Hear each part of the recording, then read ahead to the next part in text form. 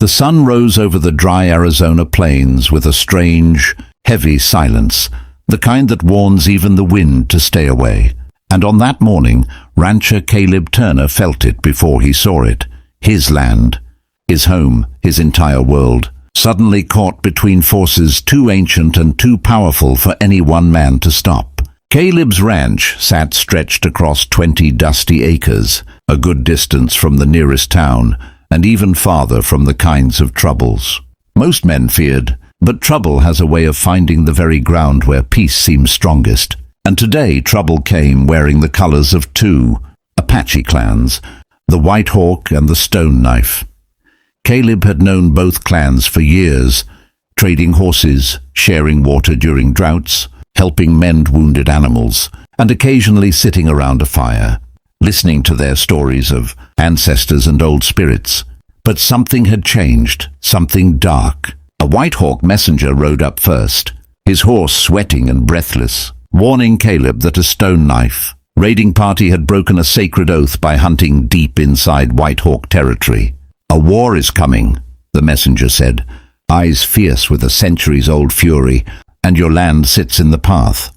Caleb tried to argue that war didn't belong here, not on land meant for cattle and quiet days, not where he had built a life after losing his wife to fever and raising his daughter, Anna, beneath the same sky the Apache prayed under.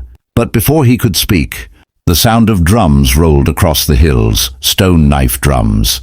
They were close, too close. Dust swelled like a storm on the horizon. And with it came the riders, dozens of them, faces painted with ash and red clay, hawk feathers whipping in the wind. Caleb felt Anna step behind him, her small hand gripping the back of his shirt, trembling yet trusting him to keep her safe. The Stone Knife warriors stopped just short of the ranch fence, their leader, Chief Catan, lifting his spear in the air. "Rancher," he called out, "your land lies between us and those who have wronged us. We will cross it.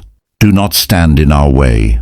Before Caleb could respond, another dust storm rose from the opposite direction. White Hawk warriors, led by the younger but fiercely respected Chief Tahoma, riding hard and fast, pulling their horses to sharp stops yards from the Stone Knife line. Two nations of the same people, now divided, their hatred burning hotter than the desert sun. Caleb's heart pounded as the two chiefs stared each other down, and for one terrifying moment neither blinked. Tahoma pointed his spear at the enemy. "You broke the hunting treaty. You spilled sacred blood. War is justice." Chief Catan spat on the ground. "Justice died when you claimed land that was not yours." Caleb stepped forward, voice shaking but determined, shouting above the wind, "This is my land. You will not fight here. My daughter lives here."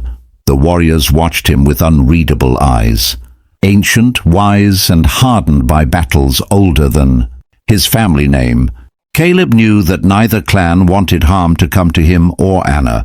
But once a war starts rolling downhill, not even the strongest horses can stop it. And then, as if answering some unseen signal, both sides lifted their spears. Caleb grabbed Anna and pulled her behind the barn just as the first war cries split the air. The opening arrows of a centuries-old conflict soared through the sky, landing on his soil with deadly intention. Smoke began to rise. Horses screamed. The earth shook with the thunder of warriors charging. Caleb realized he had seconds, just seconds, to decide whether to flee, to fight, or to try something no one had dared before, stand between two Apache clans at war and force peace upon them. His land had become a battlefield, and whatever happened next would shape not only his future, but Anna's. And before this day ended, the Apache would decide whether Caleb Turner was an enemy, a friend, or the only man alive who could stop a war.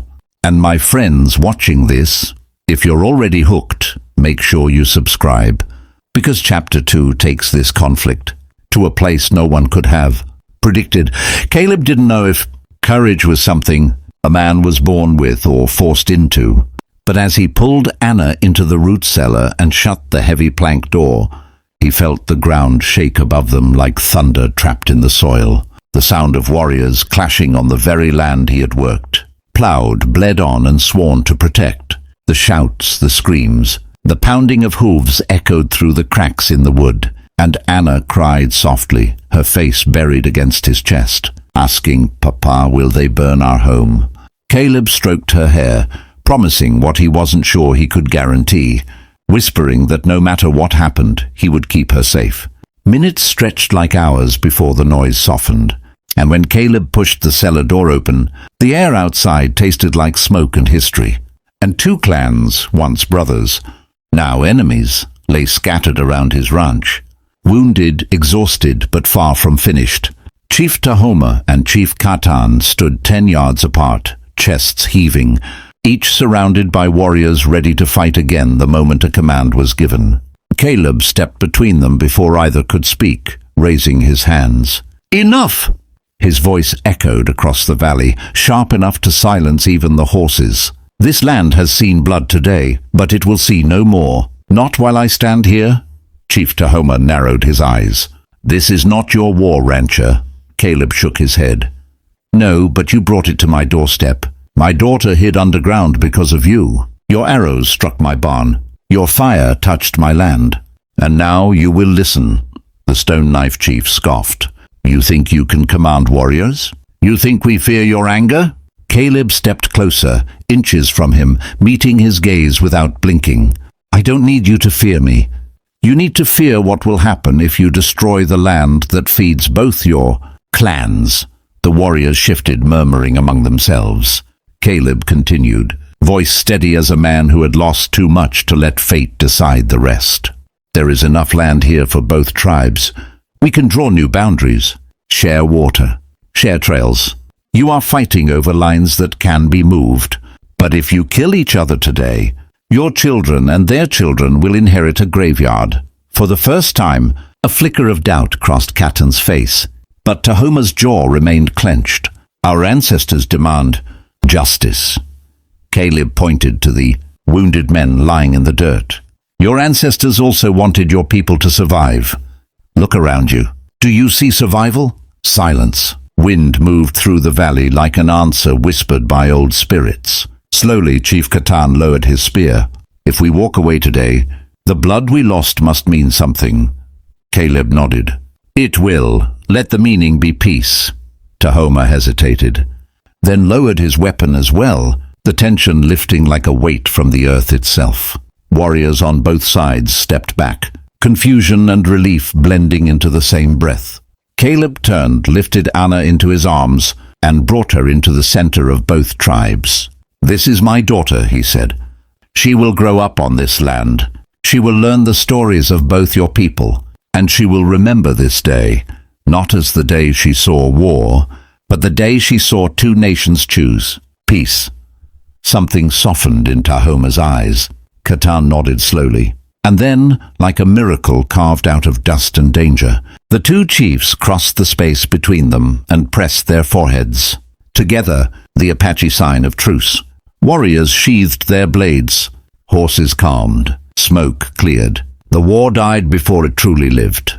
And Caleb Turner, a rancher with nothing but courage and a little girl to protect, became the man who stood between two nations and convinced them to lay down their weapons. As the final embers of conflict faded, Caleb looked at the sky, knowing this story would be told around fires for generations. And for you watching right now, if this story moved you, inspired you, or kept you on the edge of your seat, make sure you subscribe, because more legendary Western tales are coming your way, and you won't want to miss a single one.